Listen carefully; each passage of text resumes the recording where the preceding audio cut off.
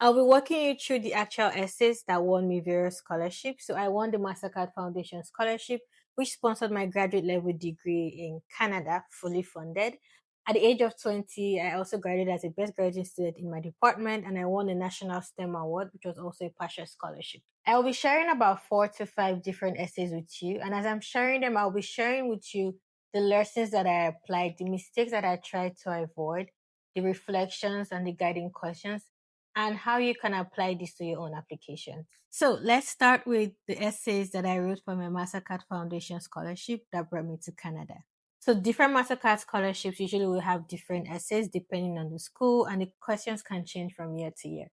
But something you should always keep in mind when writing any scholarship essay is to ensure that you're answering the questions to the latter. So for example, for this very first essay, the question is, please tell us your story, what is of importance to you, and reflect who you are. For this sort of essay, what you should be aiming to do is to reflect on your values. What is important to you? What has been important to you as a child, as an adult, and what would also be important to you in the future? What actions have you carried out that reflect that importance? Keep in mind that the very first essay is the essay that grabs attention. You want to get the reviewers or admission committee hooked right from that first essay. So looking at how I started this essay, it wasn't the conventional way of essay writing.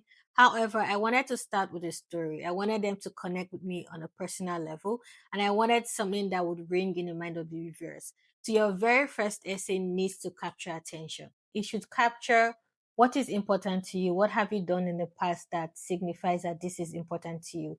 What values do you hold dear and why? And where are you going to? And so how has your life experiences, your professional experiences, or your personal experiences shaped who you are? And how does that influence your decision for the future or what you want to do in the future? Take some time to reflect and ask yourself, what is your unique story? Again, your story is yours. I'm not asking you to go and duplicate this because your story is unique. This is also a good way to introduce some of the qualities that you have in terms of like your leadership potential, your academic interests, your academic prowess, as well as what others have recognized that you're good at. So it's a way to start telling your story in a way that shows that you are rounded and you're a good fit for the scholarship. Before I go on, if this video has been helpful to you, do not forget to subscribe and share with a friend and leave a comment. So moving on to the next essay. This essay asks, describe a recent meaningful involvement in your community, including what your role is and has been in those activities.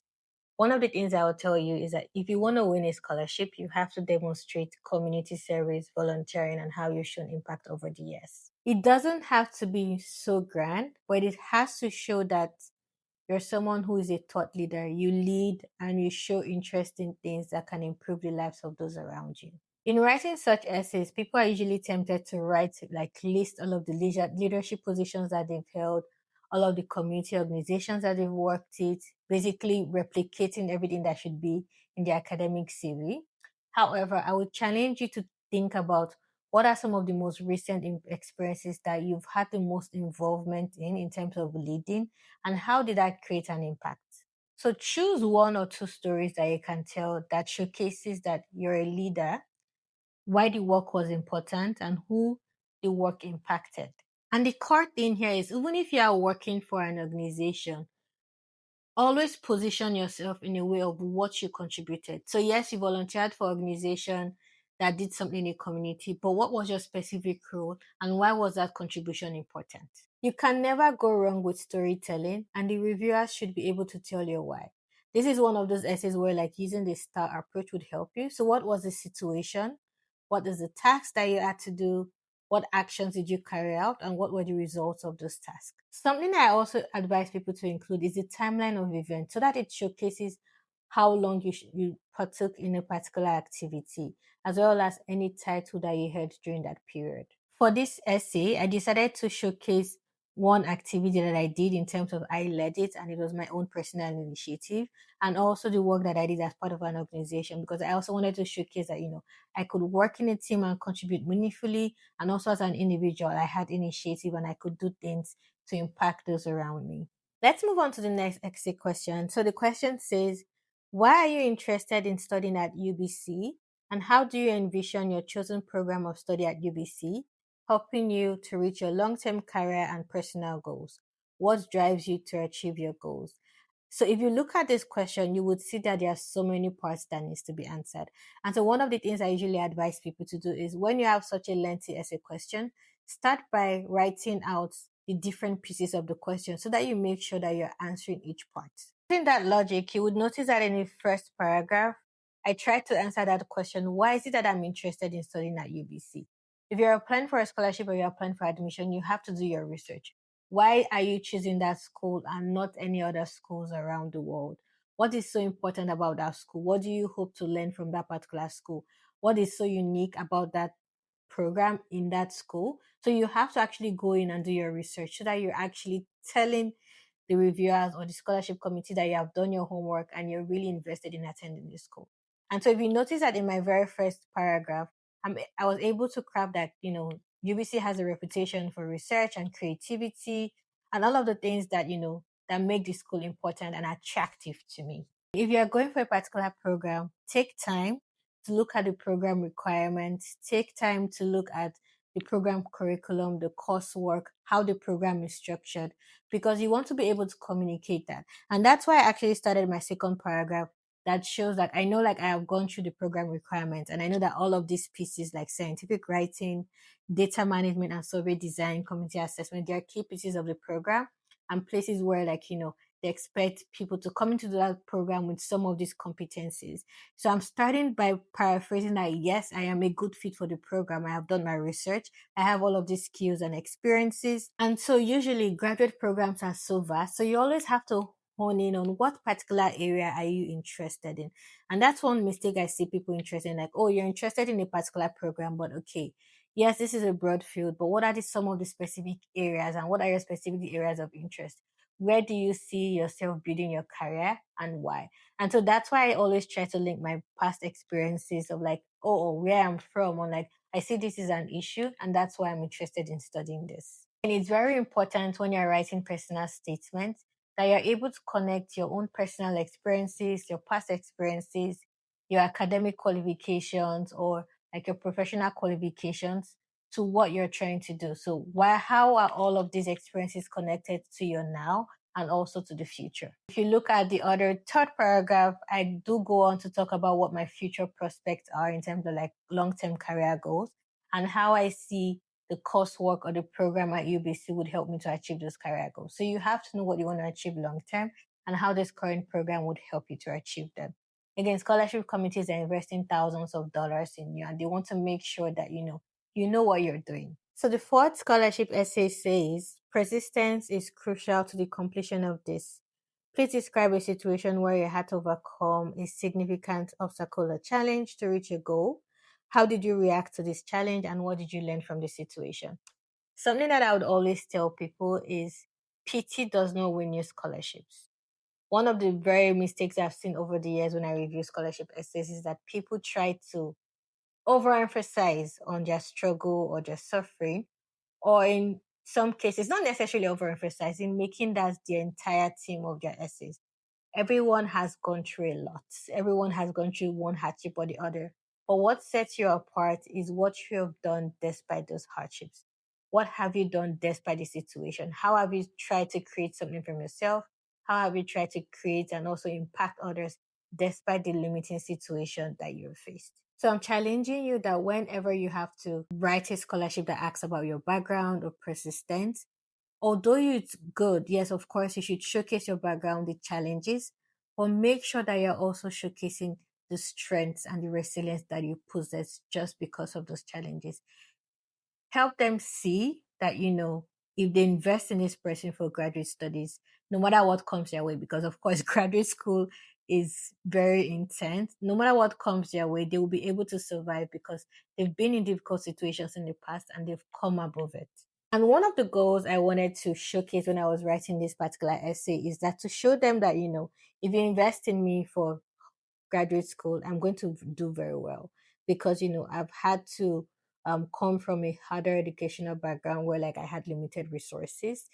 And despite that, I still was able to um, bring something out of this. So, in the face of challenges, how do you react? Do you just give up or do you push through? And what are some of the things that you do to show that you can push through? This is another situation where, like, you can showcase and write your essay using the STAR approach. What is the situation? What things did you have to do? What actions did you take? And what was the result?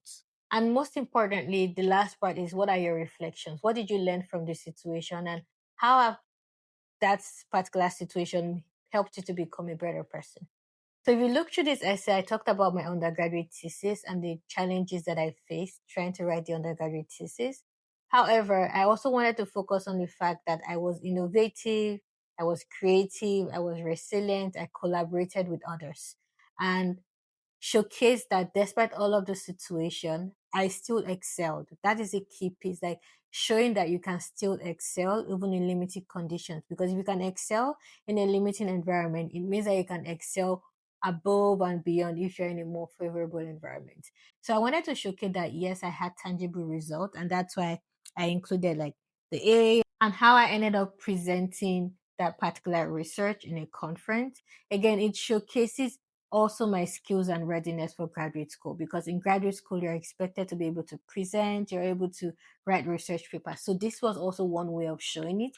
So you always have to be very strategic, with how you showcase some of these things. So what I want you to learn from this is, do not repeat stories, do not repeat experiences. Make sure that you're maximizing space. You're not resume dumping or repeating everything that's already in your resume in your essays. You're saying something different. One of the things that really helped me when I'm writing my scholarship essays is I actually go through the mission, the vision of the scholarship program, like the school, the kind of students that they want, the scholarship program, the kind of people they want to sponsor, what their aim is. Again, it's me showcasing that I am the person that you're looking for. So if you're applying for any scholarship program, take time to actually read through the program to see the sort of candidates that they want. I also try to look for like people who have received the scholarships on LinkedIn or like even on the scholarship website, and they sometimes have their profiles up there. So reading the profiles of previous scholars really gives you an idea on like, okay, how strong should my profile be? What are some of the things that I should demonstrate that I have done in my life or in my professional life? One of the things with scholarship essays is that you get better as you write them. And what I'm going to be sharing with you next, my very first scholarship essay, which actually won me my very first scholarship, is Stephen Oluwole Awokoya Foundation Scholarship for Science Education. So this scholarship is very, very academic. It's not necessarily like the storytelling style that I used in my other essays for Mastercard. One of the key things what I was learning then when I started writing scholarship essays is, what is the gap that I'm trying to fill through my postgraduate studies? Why is it important? Who's the population impacted? Why is this important? And so in this essay, I really wanted to showcase my knowledge of the area in terms of like, this is a gap that needs to be fixed. And that is why I'm interested in this area. I was also able to connect like my past educational experiences, my background in parasitology, and why I'm interested in the broader public health and One Health field. So one of the things I always advise people is that when you're writing your essay, always think about the gap. What are some of the current gaps in your field of study, and how can you fill those gaps?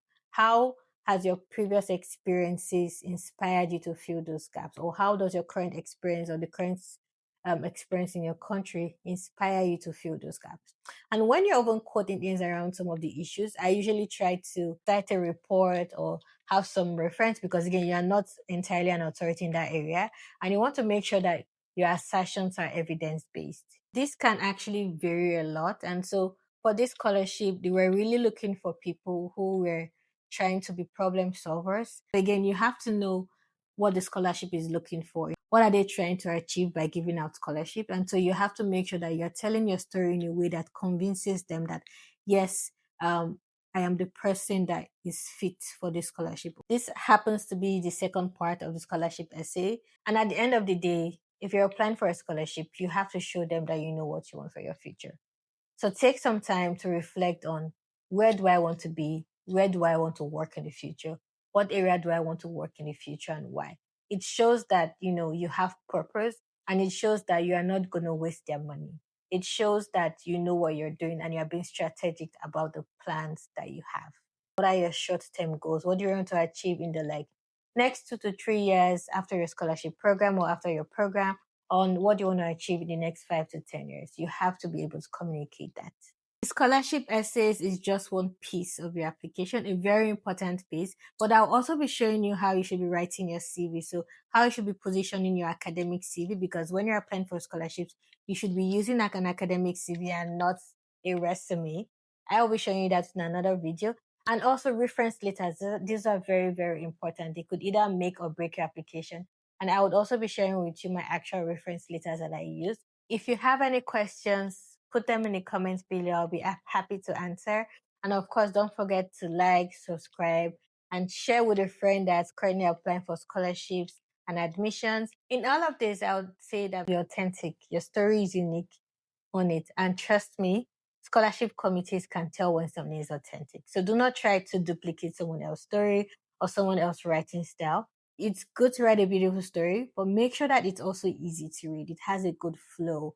There's no grammatical errors. Again, you can't be saying you're applying for graduate school and you're writing in a way where like there's so many errors. And I know most people want scholars to review their essays, but the truth is not everyone will get a scholar to review their essay. I personally had no scholar who reviewed my essay. All I did was I shared it with friends, I shared it with family, because the truth is, if it doesn't make sense to like an ordinary person, it most likely will not make sense to a scholarship committee. And again, avoid repetitions as much as possible. You have such a tight word count, make sure it counts.